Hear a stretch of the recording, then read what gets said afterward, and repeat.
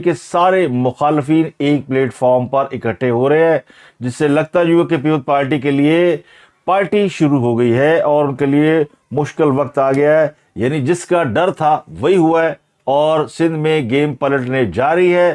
اور کیا Peoples party کا ایک طویل عرصے سے سندھ میں جو اقتدار ہے اس کا اس الیکشن میں خاتمہ ہو پائے گا، کیونکہ ان کے سارے مخالفین ایک ہی کشتی میں سوار ہو رہے ہیں. اس کے بارے میں آپ کو بتائیں گے کہ کتنا بڑا اتحاد ہو گیا ہے یا ہونے جا رہا ہے. اور ایم کیو ایم کی ایک وفد نے لاہور میں نواز شریف اور ان کے رفقائے کار سے ملاقات کی ہے اور ان کے درمیان کیا طے پایا ہے اس کے بارے میں آپ کو بتائیں گے. اور ایم کیو ایم نے کیا ڈیمانڈز رکھی تھی اور ان کی کون سی ڈیمانڈ جو ہے مسلم لیگ نون نے مان لی ہیں، تو اس پر کریں گے بات.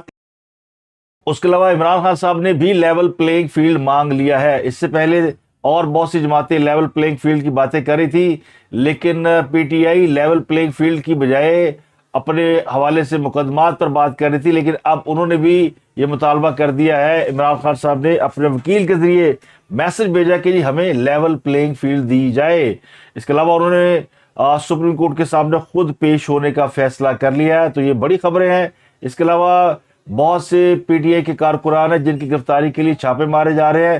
9 مئی کے ملزمان کی گرفتاری کے لیے کل رات بھی چھاپے پڑے ہیں اور بہت سے لوگ جو ہے وہ گرفتار کر لی گئے. تقریباً 109 افراد کی لسٹ تھی جس میں سے 50 پکڑے گئے ہیں اور باقیوں کی تلاش جاری ہے. ان لسٹوں میں صحافیوں اور پولیس اہلکاروں کے نام بھی شامل ہیں، بلکہ پولیس افسران کے نام شامل ہیں. یعنی 9 مئی کو جناح ہاؤس پہ جو حملہ ہوا تھا اس میں جیو فورینسک کے ذریعے جو رپورٹ سامنے آئی ہے اس کے مطابق اس میں بہت سے ایسے لوگ بھی شامل تھے جو کہ جن کا تعلق اداروں سے ہے اور وہ اداروں کے حاضر سروس افسران ہیں. یہ ان کی وہاں پہ کیا کام تھا، ان کی یہاں پہ ڈیوٹی نہیں تھی لیکن اس کے باوجود یہاں پہ پائے گئے. یہ بھی ایک بڑا اہم معاملہ چل رہا ہے. اس کے علاوہ شیر رشید کے حوالے سے خبر یہ کہ ان کو بھی فائدہ ہونے شروع ہو گئے ہیں. انہوں نے جیسے ہی سمر ساؤٹ مارا ہے اور اپنی پرانی پوزیشن پر چلے گئے، یعنی وہ خود کو اسٹیبلشمنٹ کے چرنوں میں رکھ چکے ہیں اور دوبارہ سے نوکری شروع ہو گئی ہے، تو ان کو بھی ریلیف ملنا شروع ہو گیا ہے. اور یہ ریلیف بڑا آسان سا ہے. لال حویلی واپس مل چکی ہے اور اب ان کی 9 مئی کے مقدمات میں ضمانتیں کنفرم ہو رہی ہیں. اس کے علاوہ کہا جا رہا ہے کہ عمران خان کے جو باقی ماندہ ترجمان ہیں ان پر بھی پابندیاں لگنے جا رہی ہیں اور ٹیلی ویژن کے اوپر ان کے بہت سارے ترجمانوں کو موقف دینے سے یا ان کا موقف لینے سے ٹیلی ویژن چینل کو روک دیا گیا. یعنی یہ پابندی دوسری طرف لگ رہی ہے. اب چینلوں کو کہا جا رہا ہے کہ ان کا موقف نہ لیں، تو ان پر بھی بڑا سخت اور کڑا وقت ہے. اور لگتا ہے کہ اسٹیبلشمنٹ نے فیصلہ کر لیا کہ آئندہ الیکشن میں جو بھی رکاوٹیں حائل ہے اس ملک کو ایک مستحکم حکومت دینے کی راہ میں وہ سب ہٹا دی جائیں گی اور جو اگلا سیاسی نقشہ بن رہا ہے اس کے مطابق تو بڑا واضح ہے کہ کسی ایک جماعت کی حکومت نہیں ہوگی اور مختلف جماعتیں مل کر سیاسی اتحاد بنائیں گی. اس کے علاوہ اے آر وائی نے چودھری غلام حسین کو بحال کر دیا. چودھری غلام حسین بڑے معروف اینکر ہیں، پچھلے دنوں ان کو ہٹا دیا گیا تھا تو ان کو پھر بلا لیا گیا واپس اور بتایا گیا جی کہ آپ دوبارہ سے اپنا پروگرام جاری رکھ سکتے ہیں. لیکن ان کو ہٹانے کی وجہ کیا تھی اور ان کو واپس کیوں لیا گیا، یہ بڑا اہم معاملہ ہے. چودھری غلام حسین پرانے صحافی ہیں اور پرنٹ میڈیا سے الیکٹرانک میڈیا میں آئے ہوئے ہیں. بہت سے لوگ میرے اوپر یہ اعتراض کرتے ہیں جی میں انہیں صحافی کیوں کہتا ہوں. تو صحافی وہ آپ کی چوائس سے صحافی نہیں ہوتا، وہ اپنے پیشے کے اعتبار سے صحافی ہوتا ہے، آپ اسے پسند کریں یا نہ کریں. تو یہ جو ہوتا ہے نا کہ فلانا صحافی نہیں جی فلانا فلانی پارٹی کے ساتھ ہے، تو آج کل چونکہ ایسا ماحول بن چکا کہ جب تک آپ کسی ایک پارٹی کے ساتھ نہ کھڑے ہوں تو لوگ آپ کو صحافی نہیں مانتے. جس پارٹی کے ساتھ کھڑے ہوتے ہیں وہ کہتے ہیں صحافی ہے، اور جس پارٹی کے اوپر وہ تنقید کر رہے ہو یا اس کی خبریں بتا رہے ہو تو اس کے بارے میں کہا جاتا ہے کہ یہ صحافی نہیں ہے. تو یہ صحافت کے لیے جو سرٹیفکیٹ دینے کا سلسلہ ہے نا، یہ عوام کے اندر یہ ان کی چوائس ہے. اس سے اس صحافی کی قابلیت پہ یا اس کے ایکسپیرینس پہ یا اس کی پروفیشن کے اوپر کوئی فرق نہیں پڑتا. تو چودھری غلام حسین کسی کو اچھا لگے برا لگے وہ صحافی ہے. جس طرح میں کہتا ہوں عمران ریاض کسی کو اچھا لگے برا لگے وہ صحافی تھا یا ہے. تو اس طرح بڑے لوگ، صابر شاکر بھی پاکستان سے باہر جا چکا ہے، موہت پیر زہرا بھی ہے. اب یہ لوگ صحافت کے معیار میں پورے اترے یا نہ اترے، لیکن اب ان کا یونر جو ہے وہ صحافت ہے، پروفیشن صحافت بن چکا ہے اور اگر کل کو شہباز گل جو وی لاگ کرتے ہیں وہ کہ جی میں صحافی ہوں تو ہمیں ماننا پڑے گا، اگر عظمیٰ بخاری جو وی لاگ کرتی ہے وہ کہ جی میں صحافی ہوں تو ہمیں ان کو بھی ماننا پڑے گا۔ تو جو سیاسی پارٹیوں کے لوگ اب وی لاگس کر رہے ہیں یا اس پہ بات کر رہے ہیں، وہ اگر کسی بھی وقت خود کو صحافی قرار دینا چاہے تو ان کو کون روک سکتا ہے؟ تو یہ ماننا نہ ماننا آپ کے اپنے اختیار میں ہے، لوگوں نے اپنا کام کرتے رہنا ہے، آپ اپنا کام کرتے رہے۔ تو چودھری غلام حسین جنہیں نکالا گیا تو انہوں نے بڑی باریک بینی سے کام کیا، یہ ان کے صحافت کی کاریگری ہے کہ انہوں نے نکلتے ہی یہ الزام لگا دیا کہ مجھے نواز شریف کی تعریف نہ کرنے کے جرم میں نکالا گیا، یعنی یہ الزام انہوں نے شریف فیملی پہ لگا دیا کہ انہوں نے نکلوایا، جس کا نتیجہ یہ نکلا کہ پھر یہ پریشر شریف فیملی کے اوپر چلا گیا کہ آپ نے جو ہے وہ پرانے صحافی کو نکلوایا۔ تو اس لیے پھر وہ یعنی کہا گیا، سنا گیا کہ جناب ان کو واپس لیں، یہ تو ایلیگیشن ان پہ اوپر آ رہا۔ تو یہ غلام حسین کی باریکی تھی کہ جس نے اپنا جو مدعا ہے وہ شریف فیملی پہ ڈالا تاکہ وہی انہیں ریلیف دلوائیں، اور پھر شکوہ بھی کیا گیا کچھ فورمز کے اوپر کہ دیکھو جی ساڑھے بڑے پرانے تعلقات سن، شہباز شریف تو میرا یار سی اور مجھے نکلوا دیا گیا۔ تو پھر اے آر وائی والوں کو کسی دائیں بائیں سے کہہ کلوا کر واپس ان کو نوکری دلا دی گئی، جس طرح عمران ریاض صاحب کو نواز شریف کے کہنے سننے کی وجہ سے ان کو پھر وہ رہائی مل گئی جس قید میں وہ تھے۔ تو یہ کچھ باتیں ایسی ہیں، کچھ پولیٹیکل پارٹی اس قسم کی اوبلیگیشن اور لائبلٹیز اپنے اوپر ڈال کر نہیں چل سکتی کہ وہ کسی صحافی کی نوکری کھا گئے ہیں یا انہوں نے کسی کو نکلوا دیا ہے۔ آگے الیکشن ہونے والا تو اس قسم کے الزامات کو یہ پارٹیاں افورڈ نہیں کر سکتی، تو اس لیے اب چودھری غلام حسین آگے واپس، لیکن وہ کتنی دیر وہاں پہ رہیں گے ان کو خود بھی اندازہ ہے، اور انہوں نے اپنا بیگ بوریا بستر باندھا ہوا ہے کہ کسی بھی وقت ان کا دیش نکالا ہو سکتا ہے۔ کاشف عباسی بھی چھٹیوں پہ گئے ہوئے ہیں، وہ بھی آف ایئر ہے۔ اور اس کے علاوہ عمران خان کا ایک سائفر کیس آج اڈیالہ جیل میں اس کی سماعت ہو رہی ہے۔ اس سے پہلے اڈیالہ جیل کے باہر جو ہے وہ ایک بم کی اطلاع پر یعنی خوف خراش پھیل گیا، بم ڈسپوزل اسکواڈ کو بلایا گیا، انہوں نے چیک کیا، انہوں نے کہا کہ یہ کچھ یعنی ایک بم تھا جو کہ جیل کی دیوار کے پاس تھا، جس کو وہاں سے پھر ہٹایا گیا اور اس کو ڈیفیوز کیا گیا۔ اب یہ اس پر جو ایک لوگ ٹپنی لے کے آتے ہیں، کیونکہ عمران خان صاحب اڈیالہ جیل میں بند ہے، تو یہ دو طرفہ موقف سامنے آیا ہے۔ عمران خان کے جو پارٹی کے لوگ ہیں وہ کہہ رہے ہیں جی یہ اس لیے بم کا ڈرامہ کیا گیا ہے کہ جی عمران خان کو جیل سے باہر نہ نکالنا پڑے، کیونکہ سپریم کورٹ نے عمران خان کو بلا رکھا ہے، تو یہ ان کی پارٹی کا موقف ہے، تو جس کا جو موقف ہے وہ آپ کے سامنے ہمیں رکھنا چاہیے۔ دوسرا موقف ہے جو اینٹی عمران سیگمنٹ ہے، اور دوسرا سیگمنٹ وہ کہتا ہے جی کہ یہ واقعی جو سرکاری موقف ہے وہ یہ کہ جی بم تھا اور اس کا مقصد شاید کسی کو نقصان پہنچانا تھا یا اس خبر کو جنریٹ کرنا تھا کہ جی عمران خان کی جان کو خطرہ ہے اور ان کے اوپر اٹیک کیا گیا جیل کے اندر۔ تو یہ وہاں کی ڈیولپمنٹ ہے۔ بہرحال جو آفیشیلز رہے وہ یہ بتاتے ہیں کہ جی وہ بم تھا اور انہوں نے ان کو ڈیفیوز کر دیا ہے۔ اسی طرح ان کے ابھی مقدمے کی سماعت جاری ہے، اس کی ڈیولپمنٹ جب آئے گی سامنے تو آپ کو وہ شیئر کریں گے۔ 3 گواہوں کے نام دے دیے گئے جو کہ آج سائفر کیس میں پیش ہو رہے ہیں اور اپنے بیانات ریکارڈ کروا رہے ہیں۔ اس میں جو شاہ محمود قریشی کی ضمانت کا معاملہ تھا اسلام آباد ہائی کورٹ میں، اس میں جج صاحب کی بلکہ شاہ محمود قریشی کے وکیل کی عدم موجودگی کی وجہ سے ان کی ضمانت جو ہے وہ معاملہ اس کی سماعت نہیں ہو سکی، وہ کل تک کے لیے ملتوی کر دی گئی۔ لیکن جو سب سے بڑی ڈیولپمنٹ ہوئی ہے وہ ہوئی ہے ایک پولیٹیکل اتحاد کے حوالے سے۔ ایم کیو ایم کے ایک وفد نے آج لاہور میں میاں نواز شریف سے اور ان کی جماعت کے سینئر رہنماؤں سے ملاقات کی، بڑی دیر ملاقات جاری رہی، مذاکرات ہوئے، بات چیت ہوئی، پھر اس کا ایک اعلامیہ جاری کیا گیا، پھر ایک پریس کانفرنس میڈیا کے سامنے آ کے کی جس میں یہ کہا گیا کہ جی ایم کیو ایم اور مسلم لیگ نون کا جو ہے وہ انتخابی اتحاد ہو گیا، الیکشن وہ مل کر لڑیں گے۔ اب اس کی شکل کیا ہوگی وہ ظاہر اس کے بارے میں آنے والے وقت پتہ چلے گا، لیکن پریس کانفرنس سے یہ اندازہ لگایا جا سکتا ہے اور اعلامیہ سے یہ اندازہ لگایا جا سکتا ہے کہ سندھ کے اندر جو ہے وہ مسلم لیگ نون جو ہے وہ انتخابی اتحاد کرنے جا رہی ہے۔ اور خواجہ سعد رفیق نے پریس میڈیا کو بریفنگ دیتے ہوئے بتایا کہ یہ اتحاد جے یو ایف اے سے بھی ہوگا، مسلم لیگ فنکشن سے بھی بات ہوگی اور بھی جماعتوں سے بات ہوگی۔ تو یہ تمام سیگمنٹ ہے جو کہ اینٹی پیپل پارٹی ہے۔ پیپل پارٹی بلدیاتی الیکشن کے اندر جس طرح جماعت اسلامی کے ساتھ جو کچھ کیا، ظاہر ہے کہ وہ ایک بڑی لڑائی ہے اور جماعت اسلامی ایک بڑی جماعت کے طور پر ابھری ہے۔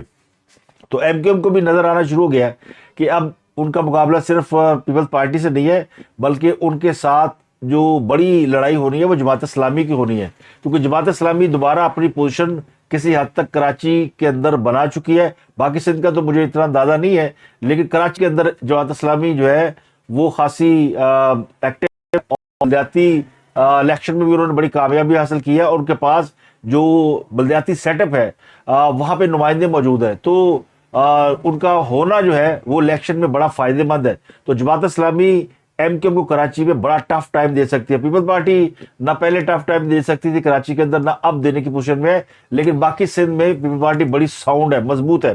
وہاں پہ ان کو جی ڈی اے جو اتحاد بنا تھا یہ بھی وہاں پہ سندھ کے کچھ شہروں کے اندر بڑی سٹرونگ ہے، کچھ سیٹیں لیتے ہیں یہ لوگ۔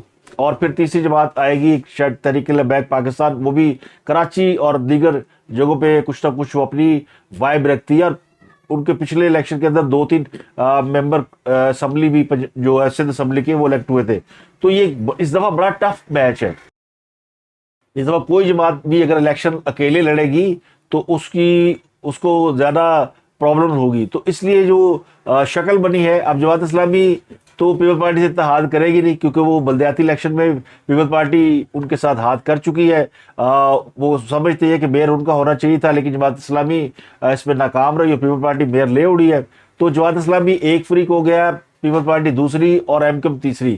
مسلم لیگ نون چونکہ سندھ کے اندر کچھ زیادہ افیکٹو ہے نہیں، تو وہ اگر ایم کیو ایم کے ساتھ کھڑی ہو جاتی ہے یا باقی جماعتوں کے ساتھ کھڑی ہو جاتی ہے تو ان کو کافی سپورٹ مل جائے گی، کیونکہ جو جماعت فیڈرل گورنمنٹ میں جیتنے والی ہو یا جس کے بارے میں تاثر ہو یا جس کے بارے میں ہوا بن رہی ہو یا بنائی جا رہی ہو، اور پھر ایک اس کا میسج اور جائے گا، تو ہوا جس جماعت کی بن رہی ہو اس کے ساتھ جانا جو ہے وہ ایم کیو ایم کو فائدہ دے دے گا۔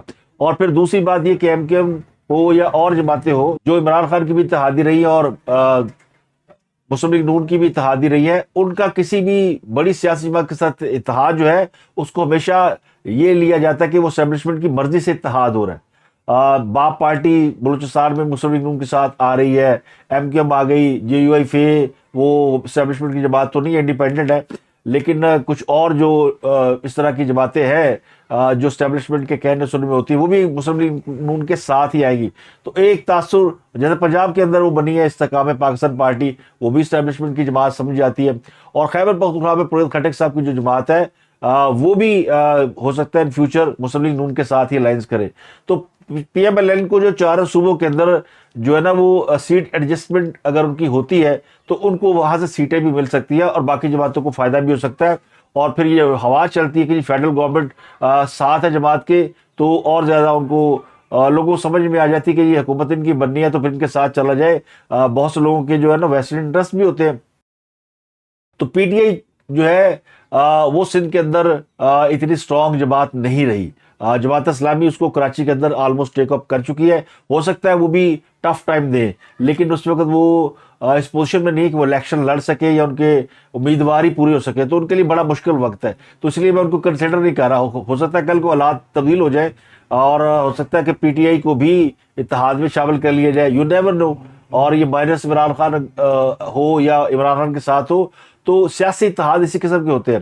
اب پیپل پارٹی کے ساتھ فی الحال تو پی ایم ایل این کی کوئی لڑائی نظر نہیں آتی، لیکن جب یہ اتحاد بنے گا اور یا بن چکا ہے تو پھر پیپل پارٹی کی جو تکلیف ہے وہ سمجھ میں آ جانی چاہیے، اور نہیں تو آنے والے دنوں میں آ جائے گی۔ کل بلاول بھٹو صاحب نے کہا تھا کہ اگلا وزیر پنجاب سے نہیں ہوگا بلکہ لاہور سے نہیں ہوگا، تو یہ انہوں نے ایک بہت بڑا چیلنج کر دیا ہے، اور ویسے تو یہ بھی کہتے تھے کہ اگلا وزیر پیپل پارٹی سے ہوگا، تو اس بار انہوں نے اپنا نام بھی نہیں لیا، اور پی ایم ایل این کے امیدوار کو بھی انہوں نے خاص کر نواز شریف کو یا شہباز شریف کو رول آؤٹ کر دیا۔ یہ ایک سیاسی بیان بازی ہے، اس بیان کو سیاسی لحاظ سے دیکھا جا سکتا ہے۔ اس وقت تو سب کو نظر آ رہا ہے کہ نواز شریف جو ہے کامیاب بھی ہو جائیں گے اور ان کو ایک بڑی سپورٹ بھی حاصل ہے، اور جس طرح پی ٹی آئی والوں کو کہا جاتا تھا کہ پروجیکٹ عمران لانچ ہوا ہے، اس طرح وہ پی ٹی آئی والوں نے اب وہی ٹھپا مسلم لیگ نون پہ لگانا شروع کر دیا کہ پروجیکٹ نواز شریف لانچ ہو رہا ہے۔ اور ایک جو امپورٹنٹ بات ہے، باٹم لائن یہ جو اس کی بیس لائن ہے وہ یہ کہ اسٹیبلشمنٹ اس بار جو ہے وہ چاہتی ہے کہ یہ جو بھی حکومت آئے چاہے وہ اتحادوں کے ساتھ مل کر آئے، وہ بڑی ساؤنڈ، یعنی اس کے اندر کوئی سیاسی لڑائیاں نہ ہو، کوئی ایسا ماحول نہ بنے کہ جس سے کوئی حکومت یا کام نہ کر سکے یا وہ اپنی سیاسی لڑائیوں میں الجھی رہے اور پاکستان جو ہے وہ سفر کرتا رہے. تو پاکستان کو کی جو اس وقت حالت ہے، اس کی جو سرجری کی جا رہی ہے، یہ اس کا اہم مرحلہ ہے. تو سرجری میں آپ کو پتہ ساری احتیاط بڑی ضروری ہے. اس وقت پاکستان کو پرانے یعنی بہت سے لوگ، یعنی خاص کر جو جماعت اس وقت لیڈ کر رہی ہے وہ مسلم لیگ نون ہے، اور پبلکلی جو ایک تاثر بنایا جا رہا ہے وہ یہ ہے کہ جی پی ٹی آئی بڑی پاپولر جماعت ہے. تو پی ٹی آئی کا اپنا کلیم ہے، پیپل پارٹی کا اپنا کلیم ہے، لیکن یہ سارے مانتے ہیں. پی ٹی آئی بھی مانتی ہے کہ جی نواز شریف کو جو ہے وہ بہت زیادہ مل رہی ہے، محبت مل رہی ہے، وہ لاڈلے ہو گئے ہیں. پیپل پارٹی بھی یہی کہہ رہی ہے، سارے کہہ رہے ہیں. باقی سارے اپنے لیے لیول پلینگ فیلڈ مانگ رہے ہیں، مسلم لیگ نون نہیں مانگ رہی. تو اس کا مطلب ان کو لیول پلینگ فیلڈ مل چکی ہے. تو اس لیے میں کہہ رہا ہوں مسلم لیگ نون آگے ہے.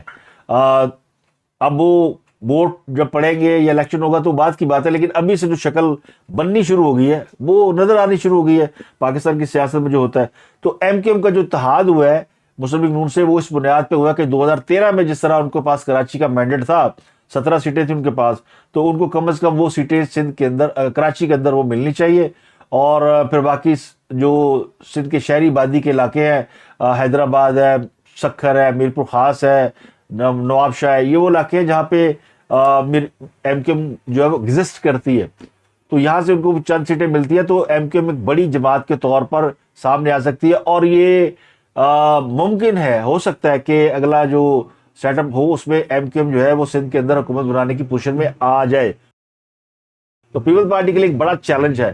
وفاق میں وہ کیا حکومت بنائیں گے، سندھ میں حکومت بنانا ان کے لیے ایک بہت بڑا چیلنج بن چکا ہے. لیکن زرداری صاحب بڑے کھلاڑی ہے، وہ اس کا جواب بھی دیں گے اور اس کی وہ اپنے اتحاد بھی بنائیں گے.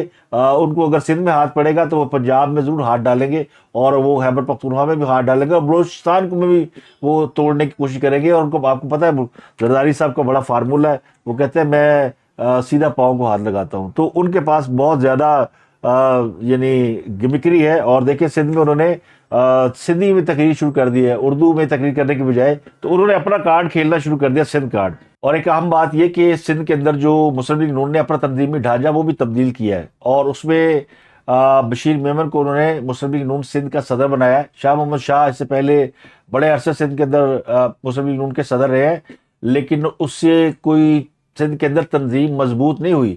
تو یہ درست ہے کہ سندھ میں ایک زمانے میں لوگ موجود تھے، اجاز شفیع اور اس طرح کے اور بلڈر بھی تھے بڑے مشہور، مجھے ذہن سے نام نکل گیا، ابو بکر شیخانی وغیرہ. انہوں نے کراچی کے اندر سیٹ دی تھی. اب وہ لوگ سندھ کے اندر آپ دیکھیں تو مسلم لیگ نون کو زیادہ مضبوط نہیں. غوث علی شاہ ایک بڑا نام تھا جو کہ سندھ کے وہ جنہوں نے مضبوط کیا مسلم لیگ نون کو. اب ان کو ویسا بندہ چاہیے. بشیر میمن جو ہے بیوروکریٹ رہے ہیں اور ایف آئی اے کے بڑے افسر رہے ہیں اور بڑے ایماندار آدمی رہے ہیں، ان کی رپورٹ بڑی اچھی ہے، لیکن ان کی سیاسی جو سمجھ بوجھ ہے وہ کس طرح ایگزسٹ کرے گی، یہ بڑا اہم معاملہ ہے. کہ ان کو بہرحال انہوں نے کوئی نہ کوئی پریزنٹیشن دی ہے، 2 دنوں میں انہوں نے 2 پریزنٹیشن نواز شریف کو پیش کی ہے، اور جس کے بعد فیصلہ کیا کہ انہیں سندھ میں پارٹی کا صدر بنا دیا جائے. تو اب وہ پارٹی کا صدر ہے، اور ہو سکتا ہے کہ وہ کوئی سندھ کے اندر مسلم لیگ نون کو زندہ کرنے میں کامیاب ہو جائے. اور کوئی تو اب تک کے لیے اتنا ہی. آپ سے ملاقات ہوتی اگلے ولاگ میں. اپنا گردنوا کے لوگوں کا بہت خیال رکھیے گا.